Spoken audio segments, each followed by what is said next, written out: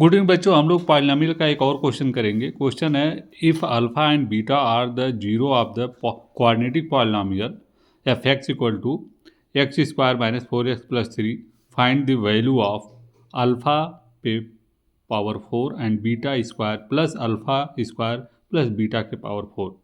तो इसकी हमको क्या निकालना है? वैल्यू निकालना है। एक क्वेश्चन जो है इसकी वैल्यू निकालना है।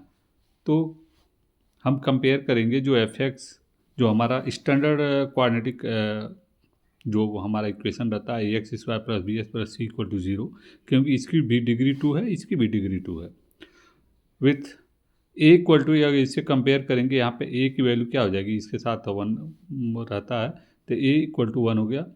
बी की यहाँ पे वैल्यू क्या हो जाएगी, हमारा जो ये बी है, बी की वैल्यू -4 होगी, और सी हमारा कांस्टेंट है, ये 3 हो जाएगा।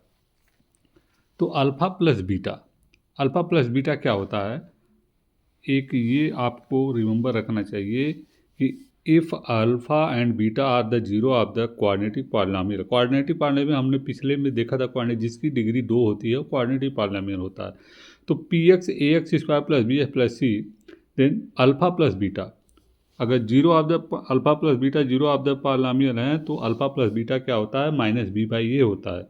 तो -b/a क्या होता है? जो हमारा इक्वेशन ये हमारा है बी हमारा जो एक्स का कोफिशिएंट रहेगा वो माइनस में रहेगा। तो बी हमारा एक्स का कोफिशिएंट है -b/a हमारा एक्स स्क्वायर का कोफिशिएंट, अगर अल्फ़ा प्लस बीटा निकाल रहे हैं तो। और सम ऑफ द जीरो, अगर अल्फ़ा प्लस बीटा ये है तो क्या हो जाएगा? Minus coefficient of x divided by coefficient of x square, जो हमने यहाँ पे लिखा है -b/a, यही सेम चीज़ है। अगर अल्फ़ा इंटू बीटा निकालना है तो c/a होगा, c जो कि हमारा ये हमारा कांस्टेंट है और ये हमारा एक्स स्क्वायर का कोफिशिएंट है, तो c/a। तो यहाँ पे coefficient of the constant of term and divided by coefficient of x square. तो ये अगर निकालने, ये आपको पता रहना चाहिए, alpha plus beta, alpha into beta. तो यहाँ पे वही हम कर रहे हैं, यहाँ पे अल्फ़ा प्लस बीटा कर रहे हैं, -b/a होता है। तो -b/a होता है, तो ये ऑलरेडी b की वैल्यू हमारा -4 है, तो माइनस माइनस क्या हो जाएगा? 4 हो जाएगा, डिवाइड बाई 1 तो हो जाएगा 4 ही होगा। अल्फ़ा इंटू बीटा c/a होता है, c की वैल्यू हमारा यहाँ पे कितना है? 3 है, और a की वैल्यू हमारा 1 है, तो 3 डिवाइड बाई 1 3 हो गया। तो अल्फ़ा पे 4 beta square plus alpha square plus beta पे 4, इसमें alpha square beta square common लेंगे तो alpha square plus beta square हो जाएगा।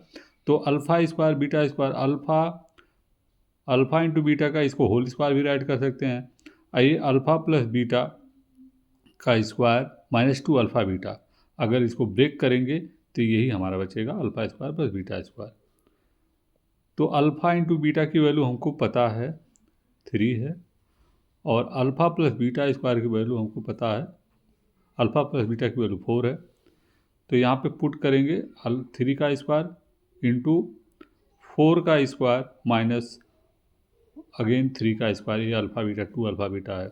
सॉल्व करने पर ये हमारा आ जाएगा 9 इंटू 10, ये आ जाएगा 90।